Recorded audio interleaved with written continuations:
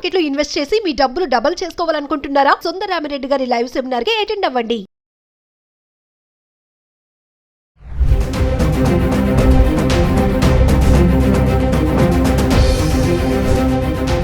నమస్తే, welcome back to Suman TV.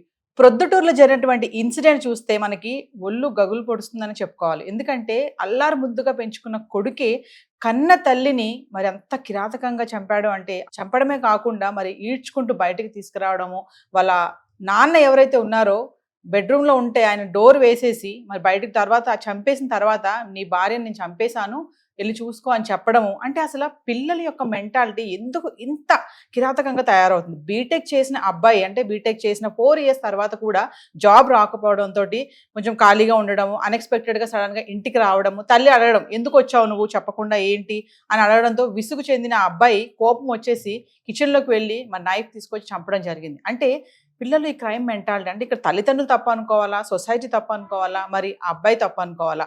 అసలు ఇదంతా ఓవరాల్గా చూసుకుంటే ఈ ఇన్సిడెంట్ బట్టి ఏం మాట్లాడాలి? దీని మీద మంచి సమాచారం అందించడానికి ఫోన్ లైన్లో అందుబాటులో ఉన్నారు రజనీ రమ గారు. మేడంతో మాట్లాడదాం. హలో, నమస్తే రజనీ రమ గారు. నమస్తే నవీన మేడం, ఇప్పుడు ప్రొద్దుటూరు ఇన్సిడెంట్ మీకు తెలిసే ఉంటుంది. మరి అవును, కొడుకే తల్లిని చంపడం మనం చూస్తున్నాము. అంటే ఎంత అంటే మనం గతంలో కూడా కొన్ని వీడియోలో మాట్లాడుకున్నాము, ఇలా పేరెంట్స్ పైన చిరాకు పడడం, కోపపడము, కొట్టడం వరకు చూసాం. కానీ ఇప్పుడు ఇక్కడ చూసుకుంటే చంపడం కూడా. అంటే అసలు ఏం జరుగుతుంది అనుకోవచ్చు? అంటే పిల్లల్లో ఇంత క్రైమ్ మెంటాలిటీ ఈ ఇన్సిడెంట్ ద్వారా అంటే మీరు ఏం చెప్పాలనుకుంటున్నారు ఒకసారి? పిల్లలు అంటే ఇతను పిల్లల కిందకి రాడు. ఏజ్ వచ్చేసి 25+. బీటెక్ కంప్లీట్ అయిపోయింది. అయితే ఇతను ఇంకా జాబ్ సెర్చింగ్ లో ఉన్నాడు అని మనకి చెప్తున్నారు. ఇది ఇతను తల్లి మీద అంటే నేను విన్నది చూసిన న్యూస్ ఏంటంటే ఇది ఇతను మాటికి తల్లిని డబ్బులు అడగడం, అంటే తన ఖర్చులకు. ఇంతకు ముందు ఏదో ఒక 3,000 అడిగాడని, ఓకే, ఆవిడ ఇచ్చారు. అయితే తను జాబ్ వెతుక్కుంటున్నాను అంటూ అతను హైదరాబాద్ లో ఉంటున్నాడు. హైదరాబాద్ లో ఉండటము అని అంటే అతను మెయింటెనెన్స్ కి దానికి చాలా మనీ అవసరం అవుతుంది. అవును. అయితే ఇతనికి డిగ్రీ అయిన 4 years వరకు జాబ్ లేదు అని అంటే ఇతను ఇప్పుడు ప్రస్తుతం ఉన్న పరిస్థితులు ఒక 1 year నుంచి అయితే కొంచెం జాబ్ పరిస్థితులు బాగోలేదు. అంతకు ముందంతా బాగానే ఉంది. అంటే ఇతనికి 4 years అయిపోయింది డిగ్రీ అయ్యి. అంటే ఇతను ఏం ప్రయత్నాలు చేస్తున్నట్టు, అంటే ఇతను ఇంటర్వ్యూస్కి వెళ్తున్నాడా లేదా, అతను సెలెక్ట్ ఎందుకు అవ్వటం లేదు, అసలు వెళ్తున్నాడా, వెళ్ళినా సెలెక్ట్ అవ్వట్లేదు అంటే రీజనింగ్స్ ఏమిటి, అతనికి ఏమైనా స్కిల్స్ లేవా, లేకపోతే వర్క్ పట్ల అవగాహన లేదా, అసలు జాబ్ ఇంట్రెస్ట్ లేదా అనేది మనకి తెలియదు విషయం. అంటే ఏంటంటే ఇక్కడ నుంచి డబ్బు తీసుకెళ్లడము, అక్కడ నేను జాబ్ కి ట్రయల్స్ చేస్తున్నానని తల్లి చెప్తున్నాడు. ఇప్పుడు అదే నిజం అని చెప్పి వీళ్ళు అనుకుంటున్నారు. కానీ ఇక్కడ ఇతను ఏం చేస్తున్నాడు అనేది వాళ్ళకి తెలియదు. అంటే వీళ్ళు ఎంక్వైరీ చేస్తున్నారా తెలియదు. మళ్ళీ వచ్చి ఒక 10,000 అడిగాడు. అడిగినప్పుడు సడన్ గా వచ్చాడు. అంటే గత కొద్ది రోజుల నుంచి ఇలా అడగటము, ఈవిడ ఎందుకు అని అడగడం అనేది కొంచెం వాళ్ళకి, వాళ్ళున్న పరిస్థితికి ఆ అబ్బాయికి కోపమే వస్తుంది. అదేంటి, నేను ఒకగానొక కొడుకుని, వాళ్ళు సంపాదించిందంతా నాదే కదా, నేను అడిగినప్పుడు ఎందుకు ఇవ్వరు అంటే, అట్ ద సేమ్ టైం ఏంటంటే వీళ్ళు బాగా గారాబంగా పెంచుంటారు అనేది నా అనుమానం. ఒక్కడే కొడుకు కాబట్టి బాగా గారాబం చేశారు. చేసే ఉంటారు ఖచ్చితంగా, ఇందులో నో డౌట్.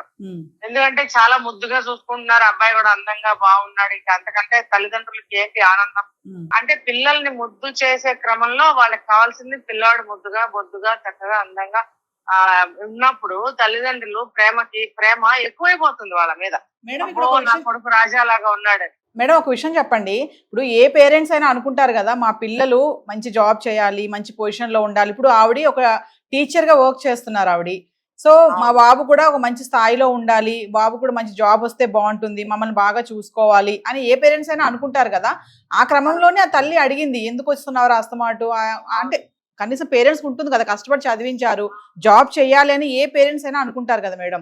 అంటే పిల్లలు తల్లిదండ్రులు అడిగినప్పుడు పిల్లలు ఎందుకు ఇంత ఫ్రస్ట్రేట్ అయ్యి అంత క్రైమ్ గా ఎందుకు ఆలోచిస్తున్నారు? అంటే ఇప్పుడు అందరినీ ఒక గాటకి కట్టేయలేము నవీన. ఇప్పుడు పర్టికులర్ ఈ కేసు తీసుకుంటే ఖచ్చితంగా నాకు అనిపిస్తుంది ఈ అబ్బాయి నేను ఇందాక చెప్పిన అభిప్రాయాల్లోనే పెరిగాడు. ఏంటంటే ఇదంతా నాదే కదా, నేను జాబ్ చేయాల్సిన అవసరం ఏముంది, దీనికి నేను ఇంకా వేరే విషయాలు కూడా చెప్తా చూడండి.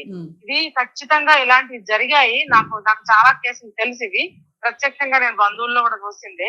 ఏంటంటే ఒక్కడే కొడుకు ఉన్నప్పుడు చాలా గారాబంగా అటు ఫ్రెండ్స్ కూడా ఏం చేస్తారంటే, అంటే ఇక్కడ ఇంట్లో ఇంత గారాబం చేసినప్పుడు ఆడింది పాట ఆడింది ఆటగా ఉన్నప్పుడు ఇతనికి ఖచ్చితంగా చాలా లిబర్టీ ఉంటుంది, ఇంట్లో పెత్తనం కూడా ఉంటుంది.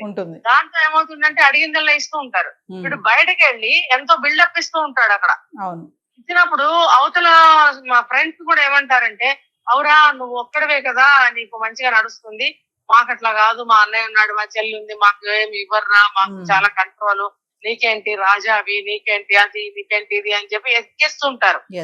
ఎక్కిస్తూ ఉన్నప్పుడు ఈ అభిప్రాయాలు పెరిగి పెద్దవవుతూ ఉంటాయి. అంతేగాని ఏజ్ తో పాటు విచక్షణతో ఆలోచించరు. అరే వాళ్ళు అన్నంత మాత్రాన నా కుటుంబ పరిస్థితులు, మా తల్లిదండ్రులు, మేము మాదేంటో మాకే తెలుసు, వీళ్ళు ఇలాగే అంటారని నేచురల్ గా ప్రాక్టికల్ గా ఆలోచించే స్థితిలో ఉండట్లేదు అని అంటే కారణం ఏంటంటే కష్ట సుఖాలు తెలియకుండా పెంచడమే దీనికి కారణం. ఇక్కడ ఇంకొక విషయం చూడొచ్చు మేడం, అనేది ఏంటంటే అబ్బాయికి కొంచెం మెంటల్ కండిషన్ సరిగ్గా లేదు అని కూడా కాదు. మెంటల్ కండిషన్ బాగుండకపోవడం కాదు, ఇక్కడ ఏమీ కాదు. నేను చెప్పినవే పరిస్థితులు. మీరు అన్నట్టు తల్లిదండ్రులు ఎంత గారాభంగా పెంచినా సరే ఒక వయసు వచ్చేటప్పుడు పెళ్లి చేస్తారా లేదా, అలాగే ఒక వయసు వచ్చిన తర్వాత ఆ పెళ్లి చేయాలి అంటే అబ్బాయి ఏం చేస్తున్నాడు, ఏం సంపాదిస్తున్నాడు, ఎలాంటి వాడనే ఖచ్చితంగా చూస్తారు. అంటే ఈ అబ్బాయికి ఒక వయసు వచ్చే వరకు కూడా తల్లిదండ్రులకి ఒక ఆలోచన రాదు. అఫ్కోర్స్ ఇప్పుడు ఈ కేసులో తల్లిదండ్రులు అలాంటి వాళ్ళు అవునా కాదా అనేది మనం ఖచ్చితంగా నిర్ణయించి చెప్పలేం. ఒకవేళ డిసిప్లిన్ గానే పెంచారేమో, లేకపోతే ఇదొద్దునైనా ఎలా ఉంటే అలా ఉండని చెప్తూనే ఉన్నారేమో, లేకపోతే ఇప్పుడు చెప్పడం స్టార్ట్ చేశారా అనేది మనకు తెలియదు. ఎందుకంటే మేడం ఆల్రెడీ అక్కడ ఆవిడ టీచర్ కాబట్టి ఖచ్చితంగా డిసిప్లిన్ అనేది ఉంటుంది. మరొక విషయం ఏంటంటే మేడం, చాలా మంది పేరెంట్స్ పిల్లల్ని అంటే ఎప్పుడైనా వాళ్ళు ఇలా మనీ అడిగినప్పుడు కానీ విసిగించినప్పుడు కానీ ఏమంటారంటే, అరే మెంటల్ గా బిహేవ్ చేయకు, పిచ్చోళ్ళలాగా మాట్లాడుతున్నావు, ఏంటి ఇలా మాట్లాడుతున్నావు, అలా మాట్లాడుతున్నావు పిల్లల్ని అనడం కూడా మనం చూస్తూ ఉంటాం. కొంతమంది పేరెంట్స్ ఉంటారు, అంటే అలా అనడం వల్ల పిల్లల్లో మెంటాలిటీలో అది ఇంపాక్ట్ పడుతుంది అంటారా? అంటే ఒకటే మాటని పదే పదే రెగ్యులర్ గా అంటుంటే ఖచ్చితంగా పడుతుంది. ఒక పులిని తీసుకొచ్చి లేకపోతే ఒక ఆవుని తీసుకొచ్చి ఇది ఆవు కాదురా మేక, అలా ఇది మేక కాదురా కుక్క అంటే కొన్నాళ్ళకి నిజమే నాదే పొరపాటేమో, అది మేక కాదేమో అది కుక్కేమో అని అనుమానం వస్తుంది. అలాగే అనగా నీకేం చేత కాదురా అంటే నిజంగా నాకేం చేత కాదేమో అనుకుంటాడు. నేను ఒక డిసిషన్ మేకింగ్ టాపిక్ వీడియో చేశాం మనం. అందులో ఎందుకు డిసిషన్ సరిగ్గా తీసుకోలేకపోతారు, వేరే వాళ్ళ మీద ఆధారపడతారు అని అంటే, ఇలా చిన్నప్పటి నుంచి అనడం వల్ల ఓహో నాకేం చేత కాదు, నేను ఆలోచించలేను, నేను డెసిషన్ తీసుకోలేను అనే నిర్ణయానికి వచ్చేసినప్పుడు తను ఏ పని చేయాలన్నా వేరే వాళ్ళని అడగటం మొదలు పెడతాడు అనమాట. ఇది తన మీద తనకి నమ్మకాలు లేవు. ఇప్పుడు ఇది కూడా అంతే, తల్లిదండ్రులు గాని ఎవరైనా సరే పదే ఒక మాటని ప్రెస్ చేసి అనకూడదు. ఇప్పుడు ఇక్కడ చూస్తే ఈ అబ్బాయిని అన్నారే లేదో, ఏమన్నారో ఏమో మనకేమీ తెలియదు, అన్ని మనం అనుకోవడమే. కాకపోతే మెంటల్ కండిషన్ సరిగ్గా లేదా అని అన్నదానికి మాత్రం ఆ మెంటల్ కండిషన్ సరిగ్గా లేదు అని నేను ఒప్పుకోను ఇక్కడ. అయితే ఆ అబ్బాయి నషాలో అయితే ఉన్నాడేమో అని మాత్రం అనుమానం వస్తుంది. మరి ఇంకొక విషయం చెప్పండి ఫైనల్ గా, ఇప్పుడు ఇక్కడ ఏంటంటే అబ్బాయి చంపడం ఒక తప్పు, మదర్ని పైన చేయి చేసుకోవడము చంపడం అనేది ఒక తప్పు అయితే, ఇంకోటి ధైర్యం చూడండి, చంపేశాక బయటకు ఈడ్చుకు రావడము, తండ్రికి చెప్పడము నీ భార్య చచ్చిపోయింది, నీ భార్యని చంపేశాను నేను అంటే భార్య అనడము, అంటే ఇవన్నీ కూడా ఓవరాల్ గా అంటే ఇప్పుడు ఇన్సిడెంట్ ని మనం ఎందుకు చేస్తున్నాం అంటే మేడం, చాలా మంది పెద్దవాళ్ళు చూస్తూ ఉంటారు ఈ వీడియోని, ఆల్రెడీ ఆ వీడియో సర్కిల్ అవుతుంది, ఆ మర్డర్ చేసిన వీడియో పిల్లలు కూడా చూస్తూ ఉంటారు కదా, మరి పిల్లల్లో ఎలాంటి ఏమంటే ఇంపాక్ట్ ఎలా పడుతుంది, ఇలాంటి సంఘటనలు అన్ని చూస్తున్నప్పుడు ఎలాంటి ఇంపాక్ట్ చూడొచ్చు అంటారు? ఓవరాల్ గా మీరు ఏం చెప్పదలుచుకున్నారు ఈ వీడియోని బట్టి? ఇప్పటికిప్పుడు ఇంపాక్ట్ పడిపోతే మనం ఏమీ చేయలేము నవీన గారు. పెంపకం అనేది చిన్నతనం నుంచి ఉండాలి, కనీసం 10 సంవత్సరాలు వచ్చిన దగ్గర నుంచైనా సరైన పెంపకం చేసుకోవాలి. ఏదైనా సరే కష్ట సుఖాలు తెలియజేయటము, బాధ్యతల్ని పంచుకోవడము, ఎంత ఉన్నా సరే ఇది నువ్వు చదువుకోవాల్సిందే, జాబ్ చేయాల్సిందే, లేకపోతే వాళ్ళకి పరంపర ఏదైనా బిజినెస్ ఉందంటే ఆ బిజినెస్ అందుకోవాల్సిందే, ఫ్యూచర్ ని గాని ఒక ఫ్యామిలీని గాని ఒక పరంపరని గాని ముందుకు తీసుకెళ్లాల్సిందే అనేటువంటి మాటలు బాధ్యతలు అతని మీద పెట్టకపోవడం అనేది, ఇప్పుడు ఉన్న జనరేషన్ మీద పెట్టకపోవడం అనేది ఒక మెయిన్ రీజన్. దీని వల్ల ఏమవుతుందంటే వాళ్ళకి ఎటువంటి బాధ్యత లేకుండా బాధ్యత రహితంగా ఉండటమే కాకుండా చెడు అలవాట్లకి ఇప్పుడు చూస్తున్నాం కదా, చాలా పర్సెంట్ ఎంత అనేది మనం చెప్పలేము.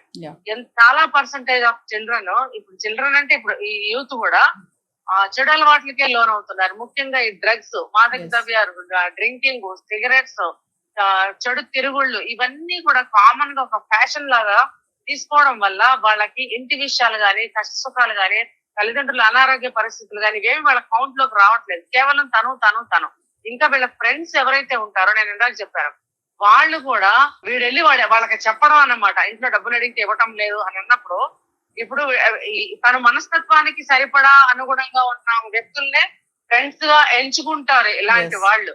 సో ఇతనికి తగ్గట్టే ఉంటారు వాళ్ళు కూడా. ఇతను వెళ్ళి అలా చెప్పడం వల్ల వాళ్ళు, అయ్యో వద్దురా మీ అమ్మని బాధ పెట్టకరా, వెళ్ళరా అని ఎవరు చెప్పరు. ఇది సినిమా కాదు, అవును ఎలా చేస్తుంది అలా చేస్తుంది. ఎందుకంటే వాళ్ళు కూడా ఇతనితో కలిసి అలాంటి అలవాట్లకు లోబడి అందరూ కలిసి ఆ పనులు చేస్తారు కాబట్టి, తాగడమో తినడమో లేకపోతే ఒక క్రైమ్ చేయడమో చెడు ఆలోచనలు చేయడమో కలిసే చేస్తారు. చేసినప్పుడు వాళ్ళు ఎలాంటి ఆలోచనలు ఇస్తారంటే, ఎందుకు వచ్చిన తల్లిదండ్రులు ఎలాంటి వాళ్ళు ఉన్నా ఒకటే పోయినా ఒకటే, లేకపోతే వేసారా ఏదో రోజు చూసి, ఇలాంటి ఏదో సలహాలు ఇచ్చేవాళ్ళు లేరంటారా మన సమాజంలో బోల్డ్ మంది ఉన్నారు. మేడం ఒక విషయం చెప్పండి, ఇప్పుడు అంటే తల్లిదండ్రులు మేము చదివించాం కాబట్టి, ఇంత డబ్బు వెచ్చించాం కాబట్టి నీ పైన నువ్వు ఖచ్చితంగా జాబ్ చేయాల్సిందే అని అనడం తప్పని అంటారా? ఈ మాట పేరెంట్స్ పిల్లలు అనడం తప్ప? ఇది అసలు సంబంధం లేదు. మేము కష్టపడి చదివించాం కాబట్టి నువ్వు జాబ్ చేయాలనేది సంబంధం లేదు దానికి. మేము కష్టపడి చదివించినా, మా డబ్బుండి చదివించినా నీ భవిష్యత్తు కోసం. నువ్వు ఇప్పుడు తల్లిదండ్రులు నువ్వు ఎందుకు చదువుకోవాలిరా నాయనా అంటే, నీ చదువు మాకు తిండి పెట్టాలని కాదు, నీ చదువు నీకు తిండి పెట్టడం కోసం నిన్ను చదువుకోవాలంటాము అనేది తల్లిదండ్రుల వాదన అనేది ఉంటుంది. కాబట్టి తల్లిదండ్రులు ఏ స్థితిలో ఉన్నా సరే, ఉన్నా లేకపోయినా పిల్లల్ని చదివించేది వాడు అన్నం కోసం ఎక్కడ చెయ్యి చాచకూడదు అనే ఒక ఉద్దేశంతోనే చదువుకోరా, ఉద్యోగం చేయరా, ఉద్యోగం చేయాలి అని అంటారు. వినప్పుడు ఏం చెప్తారంటే, పక్క నుంచి సమాజంలో నీకు గౌరవం ఉండదు, ఎవరైనా పిల్లనివ్వాలన్నా నువ్వు లవ్ చేయాలన్నా నీ దగ్గర ఏం చూసి లవ్ చేస్తారు, నిన్ను పిల్లనివ్వాలంటే ఏం చూసిస్తారు అని చెప్తూ ఉంటారు. ఇంకొకటి ఏంటంటే, ఇక్కడ జరిగిన ఒక పొరపాటు ఏంటంటే, తల్లి ఫ్రీక్వెంట్ గా అబ్బాయి ఉద్యోగం మీద ప్రెషర్ తీసుకొస్తుంది అనేది న్యూస్ మనకు ఒకటి తెలిసింది. ఇక్కడ అలా ఉన్నప్పుడు ఈ అబ్బాయిని అసలు హైదరాబాద్ లో ఎందుకు ఉంచాలి?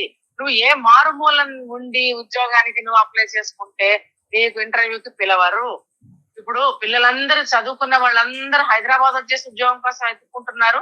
ఇది గవర్నమెంట్ జాబ్ కోసము ఏదో ఒక కోచింగ్ తీసుకుంటున్నామంటే అది వేరే, గాని ఇలా సాఫ్ట్వేర్ జాబులు చేసి అఫ్కోర్స్ ఏదైనా ఒక కోర్స్ చేయటం కోసం హైదరాబాద్ వచ్చారంటే ఓకే. కోర్స్ అయిపోయిన తర్వాత మళ్ళీ వాళ్ళు ఇంటికి వెళ్ళి వాళ్ళ ఉద్యోగం కోసం ప్రయత్నాలు సెర్చ్ చేసి గూగుల్లో కానీ ఇంకోటి కంపెనీలు ఏమన్నా వాళ్ళకి అడ్వర్టైజ్మెంట్స్ ఇస్తారు, చూసి వీళ్ళు చేసుకోవాలి, అప్లై అనేది చేసుకోవాలి. హైదరాబాద్ లో 4 సంవత్సరాల నుంచి ఎందుకుంటున్నాడు వీడు అంటే, వీడు చెడు వ్యసనాలకు అలవాటయ్యాడు, డబ్బు బాగా వస్తుంది ఇంటి దగ్గర నుంచి. వీడు ఇంటికి ఎందుకు వెళ్తాడు? హైదరాబాద్ లో బాగుంది తనకి. అక్కడి నుంచి తల్లి ఏం చేస్తుంది, ఇక్కడ ఉద్యోగం కోసం వెళ్ళాడు, నువ్వు ఉద్యోగం వచ్చిందా లేదా, ఎంతసేపు, ఎన్ని రోజులు అని యాజ్ ఎ లేడీ తల్లిగా ఒక ఆలోచనతో ఆవిడ అన్నది. కానీ ఇక్కడ ఏమవుతుందంటే, అది ఒక ప్రెషర్ గా తీసుకుని నన్ను ఇప్పుడు గారాభంగా చూశారు, ఇప్పుడు నన్ను సంపాదించమంటారేంటి, నేను సంపాదించకపోతే వీళ్ళకేంటి, నేను సంపాదించి వీళ్ళకి పెట్టాలా అనే ఒక రాంగ్ ట్రాక్ లో మాత్రం అబ్బాయి ఆలోచించాడు. గాని అరే నేను ఉద్యోగం చేస్తే రేపు నేను అన్నం కోసం ఎవరి దగ్గర చెయ్యి చాచకుండా ఉంటానని చెప్పి తల్లిదండ్రులు ఒక పురుష లక్షణంగా నాకు చెప్తున్నారు అనే ఇంగిత జ్ఞానం, విచక్షణ ఆ అబ్బాయికి లేదు. ఇది కూడా ఎవరిది కారణం అంటే అతని పెరుగుదల. అది తల్లిదండ్రులు అనలేము, అతని ఎన్విరాన్మెంట్ అనలేము, స్కూల్లో ఏ స్కూల్లో చదివాడో ఆ స్కూల్ ని అనలేము. కానీ ఏది ఏమైనా సరే 14-15 ఇయర్స్ వచ్చినప్పటికి విచక్షణ రావాలని నేను చాలా సార్లు చెప్పాను. ఆ అబ్బాయికి ఆ విచక్షణ లేదు కాబట్టి తల్లిదండ్రులని డబ్బులు పదే అడగటము, ఉద్యోగ ప్రయత్నం చేయకపోవడము, ఖచ్చితంగా ఈ అబ్బాయి ఉద్యోగానికి ప్రయత్నం చేయనే లేదు. చేస్తే 4 సంవత్సరాల్లో ఉద్యోగం రాకుండా ఎవ్వరికీ ఉండదు, ప్రతి ఒక్కరికి ఉద్యోగం వస్తుంది. అట్లీస్ట్ 10-20,000 జాబ్ అయినా వస్తుంది. ఈ అబ్బాయి 4 సంవత్సరాలు అయితే ఉద్యోగం ఎందుకు రాలేదు? ఇప్పుడున్న పరిస్థితిలో నువ్వు 4 సంవత్సరాలు ఖాళీగా ఏం చేశావు, నీకు ఎక్స్పీరియన్స్ ఎంత, నువ్వు ఏ కంపెనీలో చేసావు, నీ స్కిల్స్ ఏంటి, నీ డొమైన్ ఏంటి అని అడిగినప్పుడు వాడికి జీరో ఉంటుంది. అక్కడ ఏం చెప్తాడు? ఇప్పుడు అబ్బాయికి ఉద్యోగం రావడం కూడా హైలీ ఇంపాసిబుల్. 4 సంవత్సరాలు ఖాళీగా ఉన్నాడు. ఎక్కడికి వెళ్ళినా సరే ఎక్స్పీరియన్స్ అడుగుతారు. ఎక్స్పీరియన్స్ ఎక్కడి నుంచి తీసుకొస్తాడు అబ్బాయి? ఇప్పుడైనా తెలుసుకుని 10,000 ఇచ్చిన ముందు ఎక్స్పీరియన్స్ జాబ్ చేయాలి. చేసి తర్వాత ఒక మంచి కంపెనీకి మళ్ళీ హైక్ కోసం ప్రయత్నించుకునే ప్రయత్నం చేయకుండా తల్లిదండ్రుల మీద ఇలా అటాక్ చేయటం అనేది ఖచ్చితంగా క్రిమినల్ మైండే. ఈ అబ్బాయికి చెడు వ్యసనాలు వచ్చాయి, ఫ్రెండ్స్ గ్రూప్ సరిగ్గా లేదు. సో ఇలాంటి వాళ్ళని బయట ఉంచితే రేపొద్దున కొంతమంది ఆడపిల్లలు కూడా బలయ్యే అవకాశం ఉంది. కాబట్టి ఇతన్ని ఖచ్చితంగా అరెస్ట్ చేసి నాన్ బెయిలబుల్ వారెంట్ ఇచ్చి ఇతన్ని ముయ్యాల్సిందే. ఇతని తండ్రికి కూడా ఉపయోగపడండి. రేపొద్దున తండ్రిని కూడా బ్లాక్ మెయిల్ చేసి తండ్రిని కూడా చంపేస్తాడు. నీ భార్య అనటంలో అతను కసి కనబడుతుంది. ఆ కసి ఎందుకు వచ్చిందయ్యా అంటే ఫ్రెండ్స్ ఎక్కించే ఉంటారు ఖచ్చితంగా. ఉంటారు అని ఎందుకు అంటున్నానంటే అతని ఫ్రెండ్స్ గ్రూప్ ఎవరో వాళ్ళు ఎలాంటి వాళ్ళో నాకు తెలియదు కాబట్టి ఉంటారు అని మాట్లాడుతున్నా. కానీ ఖచ్చితంగా ఉన్నారు వాళ్ళు, ఉంటారు, ఖచ్చితంగా ఉంటారు వాళ్ళకి. అలాంటి స్నేహితులు ఎవరు, వాళ్ళు కూడా దీనికి కారణమే. కానీ వాళ్ళు తెర వెనక ఉన్నారు కాబట్టి మనం వాళ్ళని మాట్లాడలేము. వీళ్ళు కనుక కేసు పెట్టినట్టయితే ఆ కేసుకు సంబంధించిన విధానంలో ప్రక్రియలో పోలీసులే అవన్నీ చూసుకుంటారు. కానీ వాడిని మాత్రం సమాజంలో వదలవలసిన అవసరమే లేదు. నవీన గారు, thank you madam, thank you. Thank you.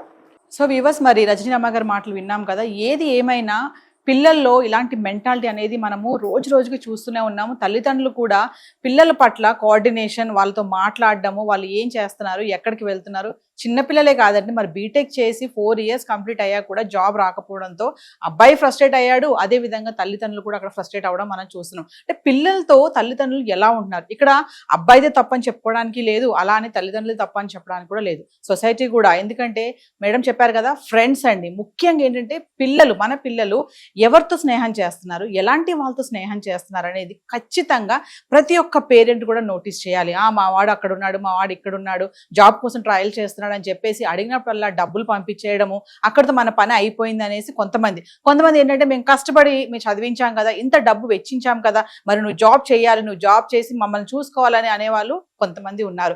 ఏది ఏమైనా ఈరోజు ఒక ఫ్యామిలీ మాత్రం మొత్తం డిస్టర్బ్ అవ్వడం అయితే మనం చూస్తున్నాము. మరి పిల్లల్లో ఇలాంటి నేర ప్రవృత్తి కానీ ఈ క్రైమ్ మెంటాలిటీ ఎందుకు పెరిగిపోతుందో తల్లిదండ్రులు మరి జాగ్రత్తగా ఉండండి, మీ పిల్లల పట్ల కోఆర్డినేషన్ ఉండండి, వాళ్ళు ఏం చేస్తున్నారు, ఎక్కడికి వెళ్తున్నారు అనే ఒక ఏమంటే రెస్పాన్సిబిలిటీగా ఉండడం అనేది ఖచ్చితంగా చూసుకోవాలి. డబ్బులు ఉన్నాయి కదా, అది అడిగిన దానికి డబ్బులు ఇచ్చేస్తున్నాం కదా, అడిగిన దానికి కట్టేస్తున్నాం కదా, వాళ్ళు ఏది అడిగితే అది ఆర్డర్ పెట్టేస్తున్నాం కదా అని నిర్లక్ష్యంగా ఉండే పేరెంట్స్ కూడా చాలా మందే ఉన్నారు. మరి జాగ్రత్త పేరెంట్స్, మీ పిల్లలు ఏం చేస్తున్నారు అనేది ఖచ్చితంగా చూస్తూ ఉండాలి.